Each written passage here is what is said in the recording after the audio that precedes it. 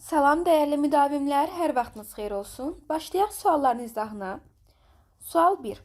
Hansı cümlədə 3 ismin yazılışı ilə tələffüzü arasında fərq var?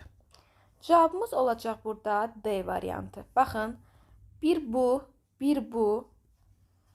Bir də olacaq görək nə? Bu. 3 dənə ismin yazılışı və tələffüzü arasında fərq var.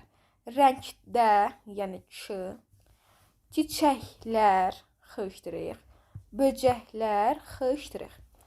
Məsələn, A-da cəmi bir isim varsa, mən buna heç baxmayım. B-də 2 isim var. C-də 3 dənə isim var, amma heç bir ismin tələffüzü fərqlənmir. Y-də bir isim var, o da tələffüzün fərqləndirmir. Cavabımız oldu D. 2. Hansı cümlədə sifətin dərəcələrinin üçünü də görmək olar? Üçünə də aid nümunə var. Cavabımız olacaq C variantı. Sarımtıl azaltma. Çox güclü çoxaltma. Vacib adi. Baxın, ən, lap, daha, çox, olduqca ədədləri qoşulduğu zaman nə edir? Çoxaltma dərəcəsini düzəldə bilər, əgər sifətlərə qoşmuşuqsa. Ona görə də bu sifətə bu ədatı qoşub çoxaltdıq. Baxın, ən yaxşı və ağıllı şagirdlərdən biri olduğuna görə ona mülayim davranılırdı cümləsində azaltma yoxdur.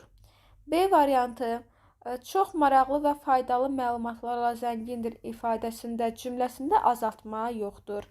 Daha sonra D-yə baxıram. D-də məsələn ən çətin çoxaltmadır. Burada başqa bir sifət yoxdur. Ən gözəl çoxaltmadır. Azaltma yoxdur. Adi və azaltma yoxdursa, ən azı biri də olsa yoxdursa, deməli sən o variantı götürə bilmərsən. Sual 3-dən davam. Hansı cümlədə numerativ söz düzgün işlənməyib? Biz iki baş ailəyə baxıram, iki baş insana baxıram deyə bilmərik. İnsanın belə də insanı başla izah eləyə bilmərik. 2 nəfər insan deyə bilərəm də. Deməli cavabımız Y variantı. Bir diş sarımsaq, bir maşın güllə, bir cüt ayaqqabı, bir dəstə gül demək olar. Hansı cümlədə əvəzlik zərfi əvəz eləmişdir? Əvəzliklərdən zərfi əvəz eləyən deyəndə əsasən elə və belə yadına düşməlidir. Elə və belə hərəkətin yanında gəlirsə, deməli bu əvəzliklər zərfi əvəz edəcək. Cavabımız olacaq C. Davam etməyi bildiyimiz kimi mürəkkəb tərkibi feildir və belə sözü də feilin yanındadırsa, zərfi əvəz eləyən işarə əvəzliyi sayılır. İclasda elə sən dediyin mövzunu müzakirə etdik. Elə sözü ədatdır. Həmin gülləri bizim öz bağçamızdan, yəni bax burada heç elə və belə yoxdur da, ancaq elə və belə də fikrin olmalıdır ki, cavabı daha tez və sürətli tapmış olasan. Elə ancaq sən dediyin olmayacaq. Bu da ədatdır. A-la Y eyni funksiyanı icra edir. Hansı cümlədə yalnız iki sözün tərkibinə görə sxemi kök, leksik, qrammatik şəklindədir? Kök, leksik, qrammatik. Cavabımız olacaq D variantı. Baxın, xüsusi, xüsusiyyətdir. Bir də güldürmək. Bəli, bunlar kök, leksik, qrammatikdir. Düşünürdü. Bu 2 qrammatikdir, olmaz. Cavab D variantı. Digər variantları burada izah eləməyə gərək yoxdur, çünki məni çaşdıran bir variant qoymayıblar. Cavabımız D variantı. 6. Hansı cümlədə ki bağlayıcı kimi işlənir? Ki nə vaxt bağlayıcıdır? O yüz bu yüzündə cümlə olsun. 2 dənə müxtəlif cümlənin arasında gələn ki hər zaman bağlayıcıdır. Ki-nin başqa bağlayıcı funksiyası yoxdur. Ancaq bu düstur ödənməlidir. Ona görə də cavabımız olacaq B. Bax, ki-nin o yüzü də, bu yüzü də nədir? Müxtəlif cümlələrdir.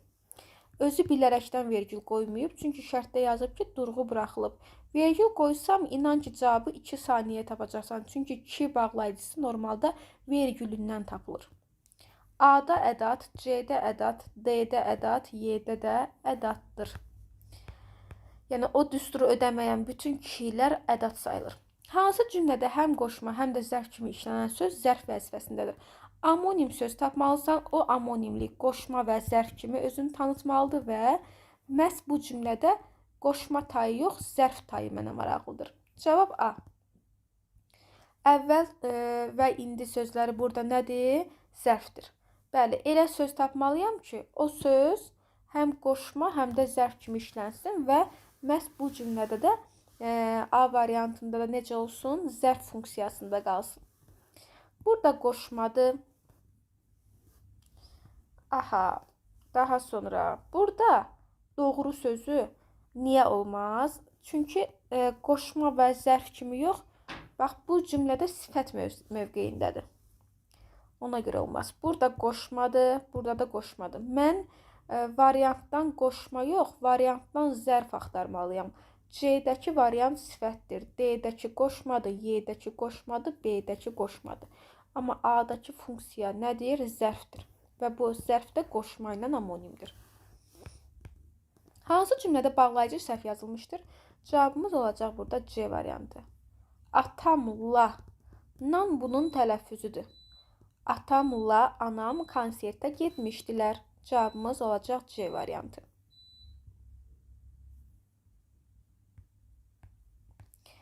Doqquz. Hansı cümlədə ki morfoloji iki fərqli funksiyadadır? Bir dəqiqə, morfoloji cəhətdən iki fərqli funksiyadadır. Cavabımız olacaq burada D variantı. Dünənki sifətdir, bizimki isimdir. Yadda saxlayın, demişdik ki, kidən qabaq yiyəli hal gəlirsə, o zaman bu isim yaradır. Kidən qabaq yiyəli hal gəlmirsə, o zaman sifət sayılır. Cavabımız C variantı sayılacaq. Burada bir dənə ki var, o da ədatdır. Burada səninki ilə mənimki hər ikisi eyni morfoloji cəhətdədir, yəni hər ikisi isimdir. Burada bir dənə ki var, burada da bir dənə ki var. Biz elə variant seçməliyik ki, cümlədə iki dənə ki olsun və o zaman bilim ki, bunlar fərqli funksiyadadır, yoxsa yox. Ona görə də cavabımız oldu D variantı. Hansı cümlədə bir-biri ilə sinonim olan qoşmalar işlənmişdir? Variantımız olacaq A.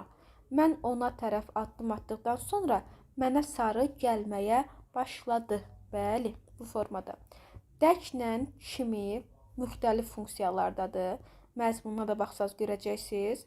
Ondan başqa, burada başqa bir qoşma yoxdur deyə heç baxmıram. Burada da müxtəlif mənalardadır.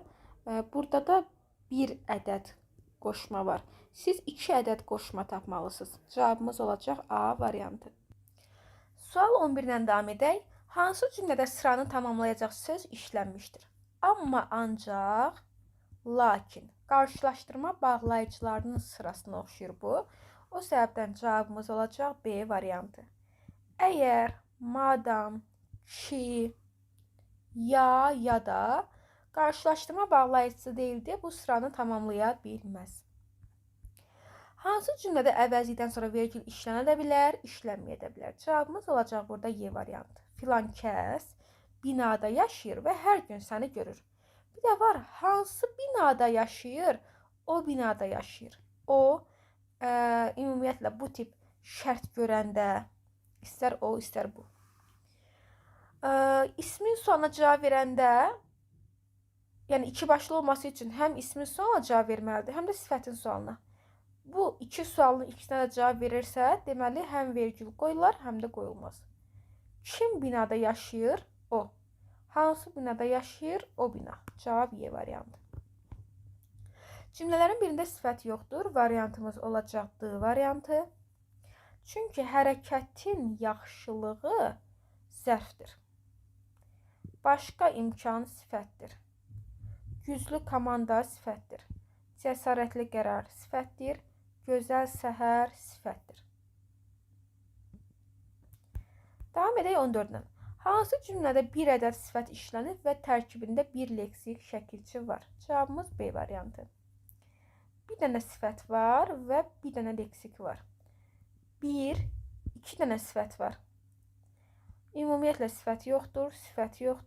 2 dənə sifət var. Cavabımız B variantı. Sual 15-dən davam edək. Hansı cümlədə miqdar sayının yazılışı səhv verilmişdir? Məhz şərtdə miqdar sayı deyirsə, sən sıra sayının səhvinə baxmamalısan. Cavabımız C variantı. 13-ü nə? A niyə səhvdir? Çünki Rum rəqəmlərində C, C, C, C tiplər olmamalıdır. Elə 10 adam bax belə yazılmalıdır ki, 10-cu adam kimi başa düşəsən. Yəni bu elə özü 10-cu deməkdir. Sən bunu yazmaqla 10-cu eləyirsən, o da olmaz. C variantı niyə oldu? Məhz miqdarın səhvi, sıranın səhvi mənə lazım deyil. Cavab C variantı. Davam edək 16 ilə. Hansı cümlədə işlənən əvəzlik digər cümlədə işlənən əvəzliklərlə eyni məna növündə deyil? Şəxs, şəxs, şəxs, şəxs. Bu isə işarə əvəzliyidir. Keçmiş zaman məzmunlu fe'li sifətin işləndiyi cümlə. Yadda saxlayın, fe'li sifət zamana görə dəyişməsə belə, fe'li sifət şəkilçiləri zaman məzmunu bildirə bilər. Məsələn, mış, bir də dığ üstə gəl mənsubiyyət, keçmiş zamanda yox, keçmiş zaman məzmununu bildirir. Ona görə cavab Y variantı. Məsələn, ası, əsi, malı, məli, acaq, əcək şəkilçiləri fe'li sifətdə var bildiyiniz kimi. Bunlar da gələcək zaman məzmunu bildirir. An, əndə indiki zaman məzmunu bildirir. Məhz keçmiş zaman istəyirsə cavabımız Y variantıdır. Məzmunu. 18. Hansı cümlədə məsdər, mənsubiyyət və hal şəkilçisi qəbul edib? Cavabımız burada olacaq A variantı. Məsdər danışmağı, danışmağının mənsubiyyət və hal şəkilçisi əlavə eləmişik. Burada məsdər hal şəkilçisi qəbul edib. Burada məsdər nə hal qəbul edib, nə də mənsubiyyət. Burada da qəbul etməyib. Burada isə hal qəbul edib, mənsubiyyət qəbul etməyib. 19-dan davam edək. Hansı cümlədə fe'l əmr şəklindədir? Cavabımız olacaq D variantı. Buradakı xəbər şəklindədir, çünki zaman var. Buradakı da xəbər şəklindədir, çünki zaman var. Xəbər şəklindədir, zaman var. Xəbər şəklindədir, zaman var. Cavabımız oldu D variantı. Hansı cümlədə həm isim, həm də fe'l kimi işlənən söz fe'l vəzifəsindədir? Cavabımız olacaq Y variantı. Bax, fe'l vəzifəsində olan bir söz var. Baxın, saçırdı. Düzdürmü? Və bu saçırdı sözündəki saç sözü yoxdur. Bu söz həm isim, həm də fe'l vəzifəsindədir. Şərti daha qəşəng belə yazım. Hansı cümlədə həm belə deyək, hansı cümlədə kökü həm isim, həm də fe'l kimi sayılan söz fe'l vəzifəsindədir. Cavabımız olacaq Y variantı. 21-lə davam edək. Hansı cümlədə bəri sözü qoşma deyil? Variantımız olacaq B variantı. Bəri tərəfə bax, buradakı bəri zərfdir. Bəri qoşma olmasından ötürü çıxışlığa qoşulmalıdır. Çıxışlığa qoşulmalıdır. Cavabımız olacaq B variantı. Kimi sözü hansı cümlədə əsas nitq hissəsi kimi işlənmişdir? Variantımız olacaq Y variantı. Mənim kimi, evə kimi, mənim kimi. Amma kimi günlər həm də suala cavab verir. Əsla köməkçi sayılan, qoşma sayılan kimi cümlənin qabağında başlamaz. Elə oradan bil ki, Y variantında qoşma deyil. Yəni, köməkçi deyil, əsasdır. Əgər bal yeməyi sevirsənsə, deməli mum sözünü də eşitmisən. Amma yəqin bilmirsən ki, arılar mumu necə istehsal edir. Yazda ağacların çiçəyinə diqqət et. Rəngli çiçəklərin dibində balaca deşiklər olur. Həmin deşiklərdən şirin su axır. Arılar həmin suyu sorub qarınlarına doldururlar. Elə ki, qarınları doldu, qayıdırlar səbətlərinə. Ayaqları ilə səbətin üst qapısından yapışıb başı aşağı sallanırlar. 2-3 saat beləcə qalırlar. Qarınlarındakı şirin su yavaş-yavaş çevrilib mum olur və arının qarnından böyründəki deşiklərdən çıxıb tökülür. Arı həmin mumu ayağı ilə qoparır və ağzına alıb çiynir. Onu yumrulayır və səbətin ağzına örtülmüş taxtaya yapışdırır. Təxminən 20 qram çiçək şirəsindən 1 qram mum əmələ gəlir. Düzgün fikirləri göstərməliyik. Cavabımız görək nədir burada? Təxminən 40 qramdan 2 qram mum əmələ gəlir. Bəli, ən axırıncı cümlədə yazılıb ki, 20 qram şirədən 1 qram mum əmələ gəlir. İndi məntiqlə düşünək. Bəs 40 qramdan neçə qram mum əmələ gələr? Əlbəttə ki, birinci fikrimiz düzdür. Bir də 4. Arıların qarınlarındakı şirin su çevrilib mum olur. Fikrimizdə, bəli, bayaqda mətndə də var idi. Rəngsiz çiçəklərin dibindəki balaca deşiklərdən şirin su çıxır.